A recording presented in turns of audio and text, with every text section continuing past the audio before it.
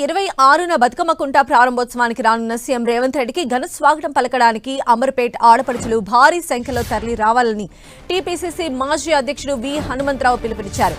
నల్లకుంట డివిజన్లోని మహిళలకు కరపత్రాలను అందజేసి కార్యక్రమాన్ని విజయవంతం చేయాలని కోరారు. మహిళలు బతుకమ్మ కుంటకు వచ్చి బతుకమ్మ ఆడాలని విజ్ఞప్తి చేశారు. అంతేకాదు బతుకమ్మ ఎలా ఆడాలో ఆయనే స్వయంగా ఆడి చూపించారు.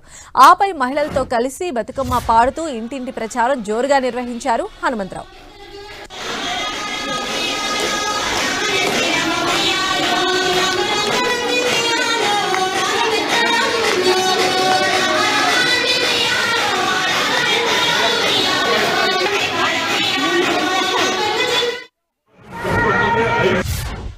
గత 35 ఏళ్ల నుంచి బతుకమ్మ కుంటను కాపాడడానికి ప్రయత్నం చేసిన కొందరు కబ్జా చేయాలి, అమ్ముకోవాలని ప్రయత్నం చేస్తే వాళ్ళని నమ్మనీయదే.